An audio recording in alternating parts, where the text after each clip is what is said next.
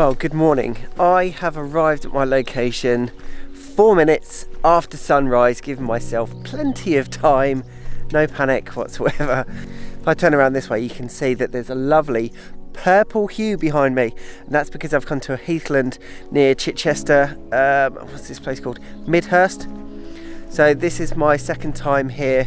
I came earlier on in the week for a bit of a recce. We've got some beautiful conditions as well, as you can see. Mist. What an elusive thing it is, but we've got some mist. It was a lovely warm day yesterday, clear sky last night, and then we've got some mist. Now I've got to figure out a composition.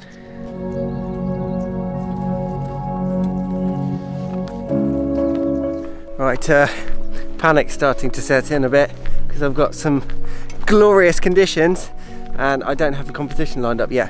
When you come to a place like this, I personally panic because I just think I should be able to get a really good shot here. This is easy. Just point your camera and shoot. I'm just doing a few handheld shots for the moment because the light levels are enough and the conditions are just lovely. Look at that. It's beautiful. So I am shooting a few shots with the sun in, kind of light rays, mist happening. You can see it in the photographs, but at the moment I'm just shooting handheld. F8, F11, just trying to get some of these.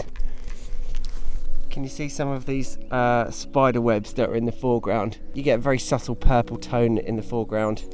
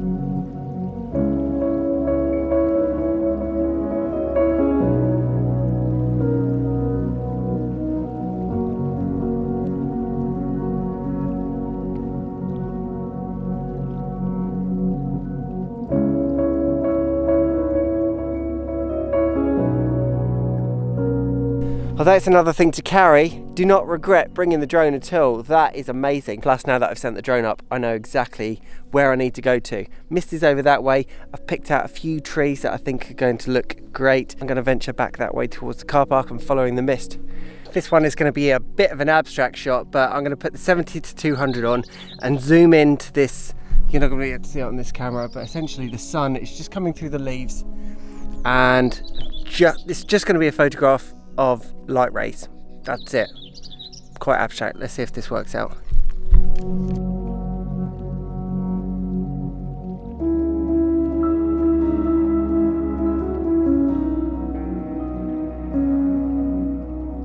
It's starting to warm up a bit now, and I think I'm the first person to walk down this path because I'm getting covered in spider webs.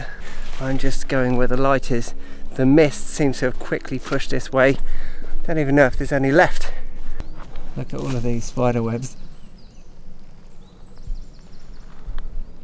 Nice. When I came earlier on in the week, I was with somebody else who knew the way around here. But I think if I follow this path, it's going to lead to an old railway track. It's well, it used to be a railway. There are some bridges and some tunnels and things.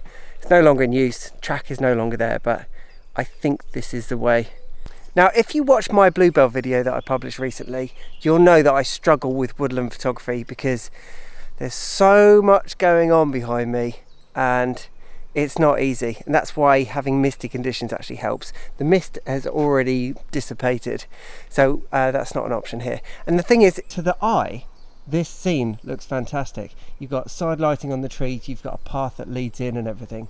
But the moment I point my camera at it and take a photograph, it doesn't really capture the mood anymore. So that's what I'm struggling with. This is a lovely wood. You can see that there are lovely consistent trees. It's quite moody in here. It's nice. But woodland photography is not easy. And that's the reason I'm here. I'm just trying to push myself, trying to develop these new skills. Why make it easy on yourself?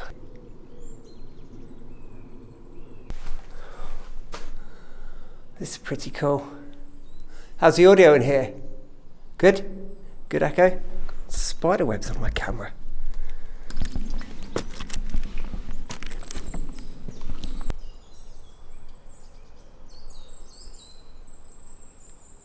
If I've got my bearings correct, this used to be a train line, and it kind of makes sense because way in the distance, which I'll take you to in a second, is an old bridge.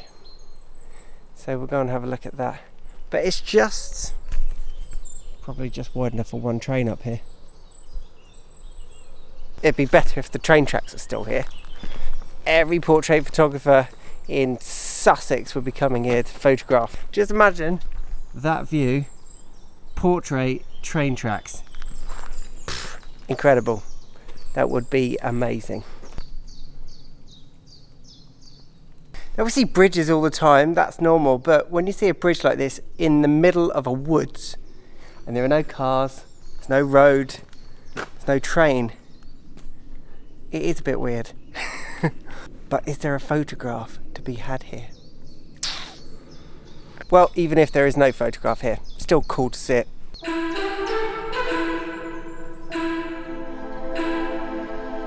I think I might have found a subject actually.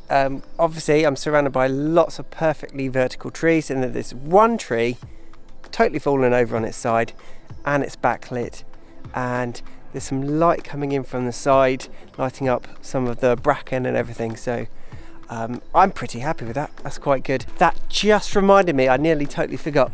There's something that a lot of woodland photographers do, which is in post-processing, and it's creating what they call the autumn effect. And it's kind of diffusing the image. It kind of softens it. It gives it a painterly kind of vibe about it. I'm not going to do that here, but I'm going to do something very, very similar. A couple of videos ago, I reviewed the freewell filters, and one of the filters in this kit is a Pro mist filter, and essentially that does a similar effect. Because I'm not entirely sure if I'm going to like the effect, I'll take it with and without the filter. I'll put the two side by side, and maybe I'll send it to some of my friends who do the autumn effect, see if they like it. Alright, just to demonstrate this effect, I'm going to put the filter in front of the camera right now. So that's without the filter, and then that is with the mist filter. Now it's obviously got a one-stop ND in it as well. This first image has no filter, and although it's a lovely composition with nice backlighting, there is a lot of detail in the leaves and it all appears very sharp. Switch to the mist filter and it has removed a lot of the contrast, and the highlights no longer appear harsh, but the detail is still there. Let me know in the comments which you prefer. Here are a few other images that I took on that day and on my recce earlier that week when I wasn't filming.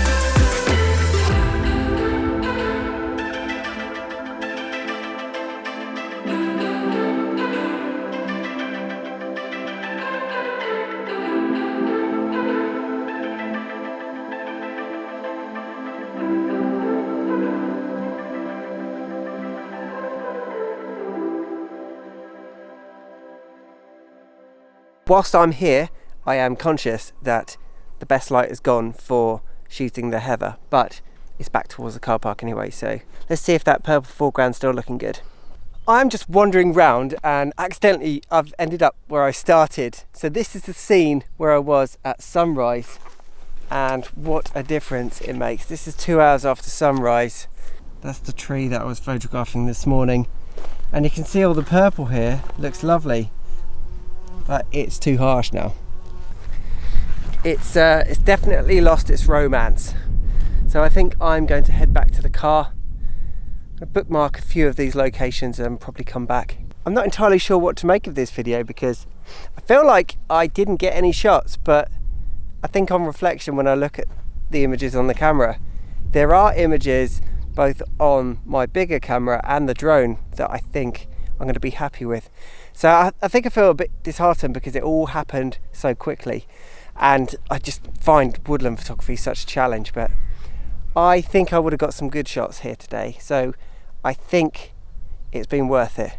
Even if I didn't get a single photograph I'm happy with, it's just been good to be out in the woods. So a bit of a slow video, but I've enjoyed making it. Hopefully you enjoyed watching it. Yeah, if you did enjoy it, don't forget to like, subscribe, hit the notification bell, and I'll see you in the next video.